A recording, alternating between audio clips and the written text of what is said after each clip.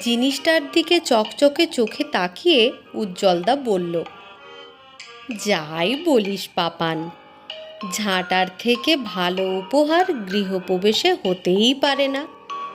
গাদাগুচ্ছের শৌখিন জিনিস দিয়ে কী লাভ? দিবি যখন, তখন কাজের জিনিস দেওয়াই ভালো। পাপান তর্ক করল না, বিরক্ত চোখে ঝাঁটাটা দেখতে দেখতে ভাবল, এই রকম একটা কেলেঙ্কারি যে হবে সেটা তো আগেই বোঝা উচিত ছিল। গায়ে পড়ে নেমন্তন্ন আদায় করা উজ্জ্বলদার অন্যতম শখ। অন্যের বাড়িতে আসন পেতে চেয়ার টেবিলে সাজিয়ে গুছিয়ে খেতে দিলে উজ্জ্বলদা আর কিছুই চায় না। সমস্যা সেটা নয়, কিন্তু সেই সব নেমন্তন্ন বাড়িতে উজ্জ্বলদার যেসব উদ্ভট উপহার নিয়ে হাজির হয় তা পাপানের কাছে রীতিমতো বিভীষিকা। বাপিদার বিয়েতে বাজারের থলে আর বালতি দিয়েছিল, বলেছিল নতুন সংসারের সবচেয়ে কাজের জিনিস থলে আর বালতি।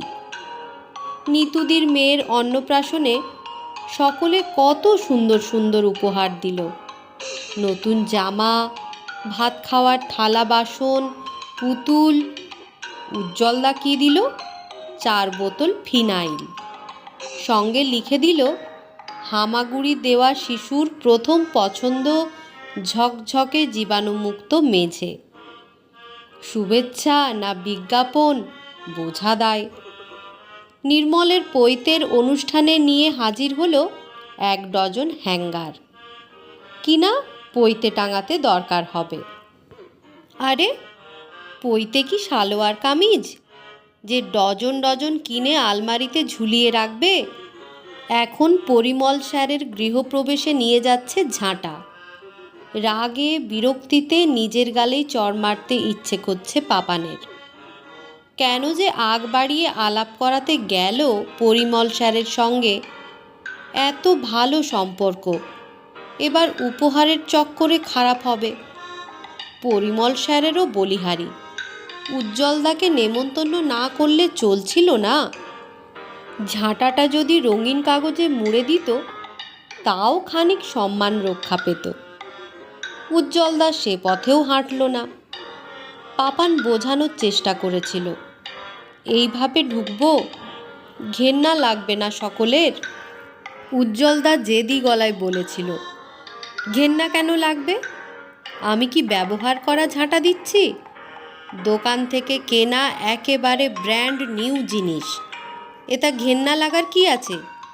এত সহজে ঘেন্না লাগার অভ্যেস থাকলে তো জুতো, মোজা এসব কিনতে গেলেও গায়ে ফোসকা পড়বে।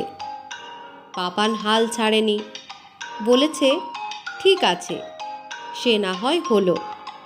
একটা বাহারি কাগজে মুড়ে দিলে আমাদের নান্দনিক বোধেরও প্রচার হবে। উজ্জ্বলদা এ কথায় দ্বিগুণ উত্তেজিত হয়ে বলেছে, নান্দনিক বোধ আবার কি? ও জিনিস ধুয়ে কি জল খাবি? কাজের জিনিস কাজে দিলেই হলো, তাকে এমন সাজানোর কি দরকার? অযথা সময় নষ্ট করে কাগজে চাপা দিয়ে নিয়ে যাবি, ওরা দেখবি ওই কাগজ ফড়াত ফড়াত করে ছিঁড়ে ডাস্টবিনে ফেলছে। সেই সময়টা খাওয়ার পিছনে খরচ কর, কাজে লাগবে। আহা, থালায় সাজানো পোলাও, পনির, আলুর দম, বাটিতে বাটিতে দই, মিষ্টি, চাটনি, ভাবলেই মন ভরে যাচ্ছে। সম্পর্কে উজ্জ্বলদা পাপানের জেঠতুতো দাদা, তবে বয়সে বছর 10-এর বড়। বাড়ি ছেড়ে শহরের কলেজে পাপান ভর্তি হওয়ার পর উজ্জ্বলদাই তার অভিভাবক। দায়িত্বটা পেয়ে যেন সাপের 5 পা দেখেছে মানুষটা। যেখানে যেখানে পাপান যাবে উজ্জ্বলদাও অবধারিতভাবে সঙ্গ নেবে। বগল দাবা করে কিম্ভূত সব উপহার নিতেও ভুলবে না। উজ্জ্বলদার উপহার দেওয়ার এই হুজুগের কারণে ঝামেলাও কম হয়নি। হাসাহাসি, ব্যঙ্গবিদ্রূপ এসব তো ছিলই। জায়গা বিশেষে ব্যাপার তারও বেশি গড়িয়েছে। বড় মামা মামির 50তম বিবাহবার্ষিকীতে হাজির হয়েছিল কয়েক প্যাকেট কলপ নিয়ে। বলেছিল, চুলগুলো ইচ্ছে মতো রং করে নিও মামা। বড় মামা রাশভারী মানুষ, গম্ভীর মুখে বলেছিলেন, আমার চুল তোমার ড্রয়িং খাতা নয় উজ্জ্বল, যে বাচ্চাদের মতো রং করে ভরাতে হবে। ও জিনিস তুমি ফেরত নিয়ে যাও। ফেরত তো আনেইনি। পরের মঙ্গলবার ওদের নাতনির অন্নপ্রাশনেও উদ্ভট কিছু নিয়ে যাওয়ার তোড়জোড়ও শুরু করে দিয়েছে। উজ্জ্বলদার ব্যাংকের ম্যানেজার যেদিন অবসর নিলেন, সকলে ভালোবেসে নানা রকম উপহার দিয়েছিল, বই, জামা কাপড়, ফুল। ভদ্রলোক ভালো মাউথ অর্গান বাজাতেন, তাই সেটাও দিল একজন। উজ্জ্বলদা হাজির হলো প্লাস্টিকে মোড়া পাশবালিশ আর এক বোতল সর্ষের তেল নিয়ে। বলল, কাল থেকে তো কাজকর্ম নেই, নাকে তেল দিয়ে পাশবালিশ জড়িয়ে যত খুশি ঘুমোবেন। অপমানে রাগে হতবাক হয়ে গিয়েছিলেন ভদ্রলোক। সহকর্মীরা উজ্জ্বলদাকে রীতিমতো তিরস্কার করেছিল। ন্যূনতম সৌজন্যবোধটুকুও নেই নাকি মশাই আপনার? স্পষ্ট কথার নামে এমন কষ্ট দেওয়ার কথা বলবেন একটা মানুষকে? যান, বাড়ি যান। পারলে দিন কয়েক ছুটি নিয়ে একটু ভদ্রতা শিখে আসুন। পাপান ভেবেছিল, এমন কাণ্ডের পর উজ্জ্বলদা হয়তো বদলাবে। কোথায় কি! গত মাসে পাপানের কলেজের এক বন্ধুর জন্মদিন ছিল। এলাকার এক নামী রেস্তোরাঁয় ছেলের ঘনিষ্ঠ কয়েকজন সহপাঠীকে রাতে খাবার খেতে ডেকেছিলেন বন্ধুর বাবা। ব্যাস, পাপানের সঙ্গে উজ্জ্বলদাও উপস্থিত হলো সেখানে। পাপান কত বোঝালো, কিছুতেই কিছু হলো না। বলল, শোন পাপান, যাদের রেস্তোরাঁয় এত খাওয়ার অভ্যেস তাদের পেটের অসুখ হতে বাধ্য। আমি ওকে কয়েকটা হজমের ওষুধ দিয়েছি, তবে সঙ্গে একটা শৌখিন জিনিসও আছে। কি? মুমূর্ষুর মতো জানতে চেয়েছিল পাপান। এক সেট টয়লেট পেপার। পেটের অসুখ মানে পেট খারাপ হবেই। তখন থাক, হাত তুলে বাকিটুকু থামিয়ে দিয়েছিল পাপান। এই ঘটনার পর থেকে কলেজে পাপানের একটা নাম প্রচলিত হয়েছিল, টয়লেট পেপারের ভাই। 15 দিন বাজারে ছিল এই নামটা। উচ্চারণের অসুবিধের জন্য এখন উবে গেছে। আজকাল পাপানকে সকলে শুধু টয়লেট বলে ডাকে। বন্ধুদের সঙ্গে অনেক মান অভিমান হয়েছে, লাভ কিছুই হয়নি। সেদিন তো এক জুনিয়র মুখের সামনে ডেকেই বসল, টয়লেট দা, পরিমল স্যার তোমাকে ডাকছেন। এই ঘটনার পর পাপান প্রতিজ্ঞা করেছে, যেভাবেই হোক উজ্জ্বলদার উপহারের বাতিক ছাড়াতেই হবে। কিন্তু ছাড়াবো বললেই তো আর ছাড়ানো যায় না। বাতিকের চেয়ে বিষম অসুখ আর নেই। ঝুলঝাড়ু, ফুলঝাড়ু, হাওয়াই চটি, প্লাস্টিকের ডাস্টবিন, জিভছোলা, কি দেয়নি উজ্জ্বলদা। আজকাল এমন অবস্থা হয়েছে, নেমন্তন্ন বাড়ির নাম শুনলে পাপানের কান্না পায়। কত নিমন্ত্রণ যে ও পাশ কাটিয়ে গেছে তার হিসেব নেই। কিন্তু এরপরেও কি রক্ষে আছে?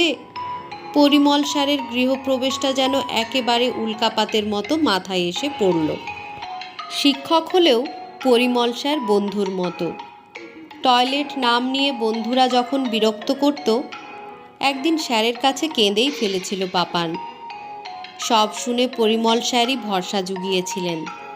বলেছিলেন, সব ঠিক করে দেবেন। ঠিক করার বদলে যে বিপদ বাড়িয়ে দেবেন তা তখন আন্দাজও করতে পারেননি পাপান।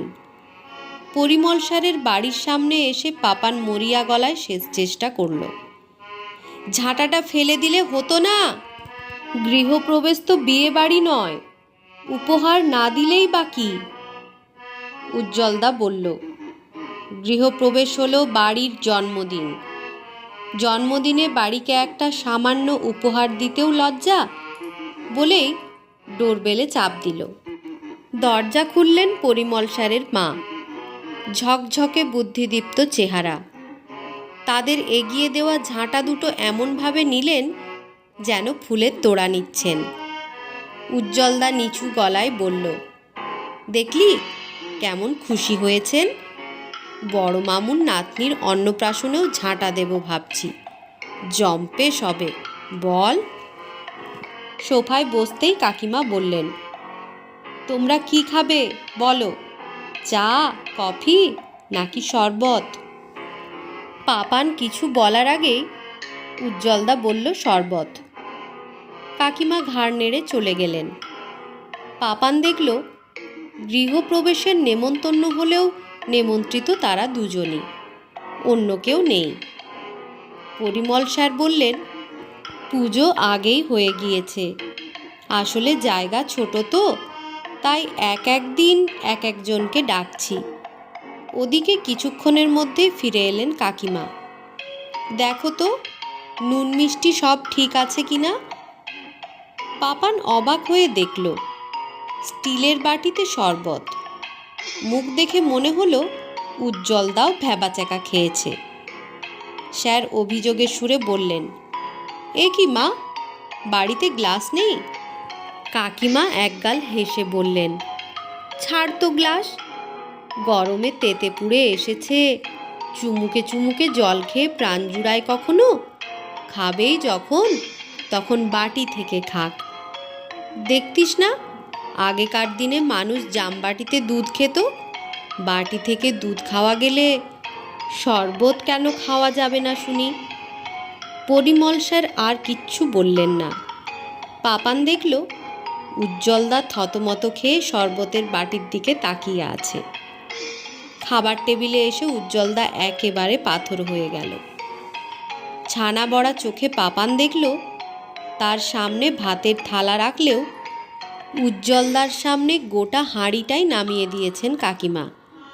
হাঁড়ির পাশে তরকারির কড়াই, কড়াইয়ের গা ঘেঁষে বড় কাঁসার গ্লাসে মুগের ডাল, ডাল থেকে মুখ বের করে আছে মাছের মাথা। পরিমল স্যার বললেন, এমনভাবে কেন খেতে দিয়েছ মা, উনি খাবেন কিভাবে? কাকিমা সপ্রতিভ গলায় বললেন, এমনভাবে দিয়েছি মানে? বাসন কি নোংরা নাকি? উজ্জ্বল কবজি ডুবিয়ে খেতে পারে বলে বড় বড় পাত্রে দিলাম। আমি কি কিছু খারাপ করেছি বলো তো উজ্জ্বল? উজ্জ্বলদা আমতা আমতা করছে দেখে পরিমল স্যার নিজেই বললেন, নোংরা কেন হবে, একটু সাজিয়ে গুছিয়ে দেবে না? হাঁড়িতে ভাত, কড়াইতে তরকারি, গ্লাসে ডাল, এটা কি বাসনের দোকান নাকি? আরে বাবা, নান্দনিক বোধ বলেও তো একটা ব্যাপার আছে। কাকিমা হেরে যাওয়ার পাত্রী নন, জেদি গলায় বললেন, ছাড় তো, নান্দনিক বোধ ধুয়ে কি জল খাবি? যত বাজে কথা। উজ্জ্বলের যে ওসব বাতিক নেই, তা আমি ওর উপহার দেখেই বুঝেছি। ভারী বুদ্ধিমান ছেলে। পরিমল স্যার থামলেন না, গলা নামিয়ে বললেন, এ কি অভদ্রের মতো কাণ্ড মা, মুখে বলছো খেতে ভালোবাসে, কিন্তু হাব ভাব দেখে মনে হচ্ছে যেন হ্যাংলা বলছো। হাঁড়িতে করে কে ভাত দেয় বলো তো অতিথিকে? বাড়াবাড়ি হয়ে যাচ্ছে না? কাকিমা কথাটা কানেই তুললেন না। ভাজা মাছ সমেত একটা তাওয়া টেবিলে নামিয়ে রেখে দিয়ে গেলেন।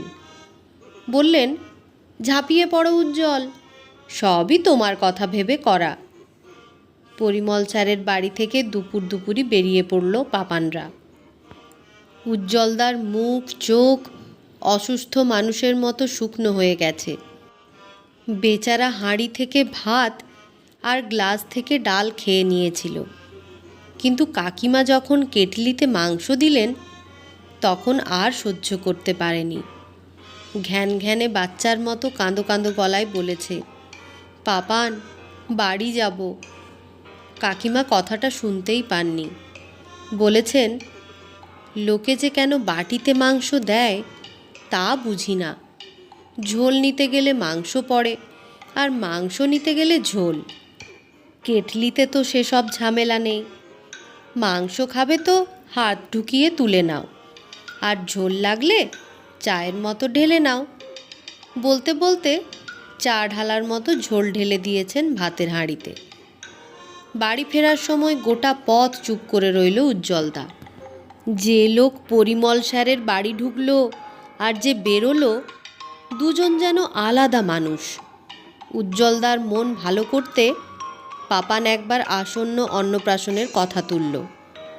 কি উপহার দেওয়া যায় বলো তো, তাও জিজ্ঞাসা করল।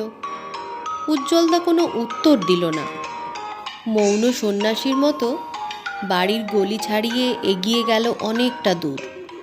পাপানের ভয় হলো, হাঁড়ি কেটলিতে মাংস ভাত খেয়ে কি মাথা খারাপ হয়ে গেল লোকটার? হতেই পারে, কবজি ডুবিয়ে খেতে যে এত ভালোবাসতো, তাকে আজ কোনোই ডুবিয়ে ভাত তুলতে হয়েছে। হাঁটতে হাঁটতে উজ্জ্বলদা থামল বড় রাস্তার ধারে থালা বাসনের বিরাট দোকানটার সামনে। বলল, একটা স্টিলের থালা দেবেন? উজ্জ্বলদার কথাটা শুনে মায়া হলো পাপানের। আহারে, বড় কষ্ট পেয়েছে। এবার বোধহয় সব নেমন্তন্ন বাড়িতে পকেটে করে থালা নিয়ে যাবে।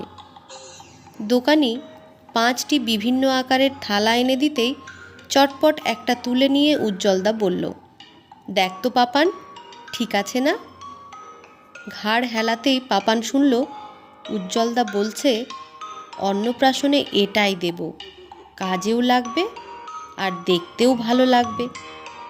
দাদা, এটা রঙিন কাগজে মুড়ে দিন তো, নান্দনিক বোধ বলে তো একটা ব্যাপার আছে।